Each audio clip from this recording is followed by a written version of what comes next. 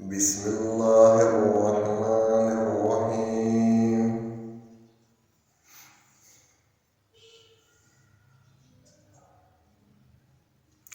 ماہ شعبان کی اہمیت و فضیلت۔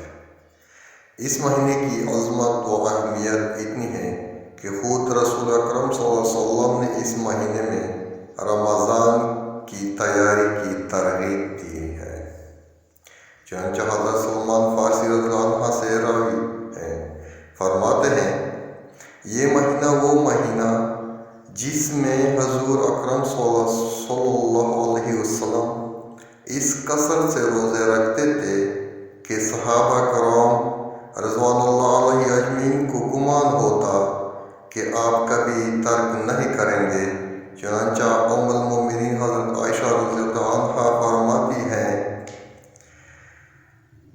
حضور اکرم صلی اللہ علیہ وسلم کو یہ بات پسند تھی کہ شعبان کے روزے رکھتے رکھتے رمضان سے ملا دے، اور حضرت ام سلمہ رضی اللہ عنہ فرماتی ہیں میں نے حضور صلی اللہ علیہ وسلم کو شعبان اور رمضان کے سوا متواتر 2 مہینے روزے رکھتے ہوئے کبھی نہیں دیکھا۔ شب برات کا وقوع انبیز اس ماہ کی فضائل میں سے یہ بھی ہے کہ اس ماہ میں 15ویں شب بھی ہے جس میں مغفرت عام ہوتی ہے، جس کا تعامل صحابہ کرام، تابعین، تابع تابعین اور سلف صالحین کے دور سے منقول ہے۔ کثرت صوم شعبان کی 3 حکمتیں، تعظیم رمضان اور روزوں کی تیاری۔ اس ماہ میں نبی کریم صلی اللہ علیہ وسلم نے رمضان مبارک کی عظمت و اہمیت اور اس کے روزوں کی تیاری اور ماہ رمضان میں اللہ کا قرب اور رمضان کے خاص انوار و برکات کے حصول اور اس سے مزید مناسبت پیدا کرنے کے لیے کثرت کے ساتھ نفلی روزے رکھنے کا حکم فرمایا۔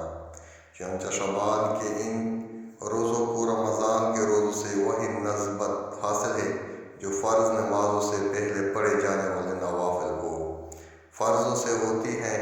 اس سلسلے میں حضرت انس رضی اللہ عنہ کا روایت ہے کہ رسول صلی اللہ علیہ وسلم سے سوال کیا گیا کہ رمضان مبارک کے بعد اصل روزہ کون سا ہے؟ ارشاد فرمایا رمضان کی تعظیم کے لیے شعبان کا روزہ۔ اللہ تعالیٰ کے نبی صلی اللہ علیہ وسلم نے فرمایا شعبان، رجب اور رمضان کے درمیان واقع ہوا ہے، لوگ اس سے غفلت برتتے ہیں، مگر یہی مہینہ ہے جس میں بندوں کے اعمال حضرت حق جل مجدہ کے سامنے پیش کیے جاتے ہیں۔ میری تمنا ہے کہ میرے اعمال جب پیش کیے جائے تو میرا شمار روزہ داروں میں ہو۔ ملک الموت کو مرنے والوں کی فہرست دی جاتی ہے۔ حضرت عائشہ رضی اللہ عنہا نے حضور صلی اللہ علیہ وسلم سے دریافت کیا کہ آپ کا تمام مہینہ روزے کیوں رکھتے ہیں؟